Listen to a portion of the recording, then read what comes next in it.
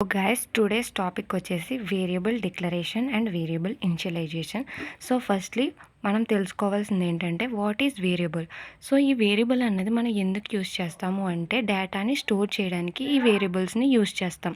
So ఎలాంటి type of డేటాని store చేస్తాము అది బేస్డ్ ఆన్ ది డేటా టైప్ని బేస్ చేసుకుంటుంది. ఇప్పుడు ఫర్ ఎగ్జాంపుల్గా మనం మెయిన్గా 3 డేటా టైప్స్ని యూస్ చేస్తాం. ఇంటూ, ఫ్లోట్, క్యారో అని 3 డేటా టైప్స్ని యూస్ చేస్తాం. సో మనం ఇంట్ అన్న డేటా టైప్ని యూస్ చేసాము అంటే నంబర్స్ని 0, 1, 2 అండ్ సో ఆన్ అండ్ నంబర్స్ని ఇంటీజర్ టైప్ నంబర్స్ని తీసుకుంటాం. అదే ఫ్లోట్ అంటే 8.5 లైక్ పాయింట్ వాల్యూస్ని తీసుకుంటాం. అదే క్యారెక్టర్స్ అయితే ఏబిసి సంథింగ్ ఇలా క్యారెక్టర్స్ని తీసుకుంటాం.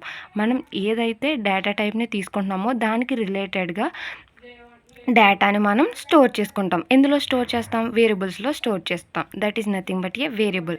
And coming to the declaration. So firstly what is declaration? Declaration అంటే ఏంటి? Allocating memory to the variables. So for ఎగ్జాంపుల్గా నేను ఇంట్ అన్న డేటా టైప్ని తీసుకున్నా అండ్ ఏ అన్న వేరియబుల్ని డిక్లేర్ చేశాను. సో ఇక్కడ మనం ఏం చేసాం? ఏ అన్న వేరియబుల్ని తీసుకున్నాం. సో ఇక్కడ మనకి ఏకి ఏం వస్తుంది? ఒక మెమరీ అనేది అలొకేట్ చేస్తుంది. That is nothing but a ఇక్కడ ఒక వేరియబుల్కి సమ్ మెమరీ అనేది అలొకేట్ అయింది. That is nothing but a declaration. And coming to the initialization. Initialization అంటే ఇంట్ అని నేను ఒక డేటా టైప్ తీసుకున్నాను. సో ఏ అన్నది నాకు వేరియబుల్. సో ఇందులో నేను ఎలాంటి టైప్ డేటాని స్టోర్ చేయాలి?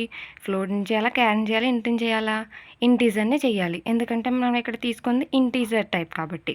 So is equal to 10. So ఇక్కడ నేను ఏం చేశాను? వేరియబుల్కి డేటాని అసైన్ చేసుకున్నాను. So this is nothing but a initialisation. So declaration అంటే ఏంటి? జస్ట్ మెమరీని అలొకేట్ చేయడం. అదే ఇనిషియలైజేషన్ అంటే వేరియబుల్కి ఒక వాల్యూని అసైన్ చేయడం. This is nothing but a initialization and declaration of variable. Thanks for watching this video.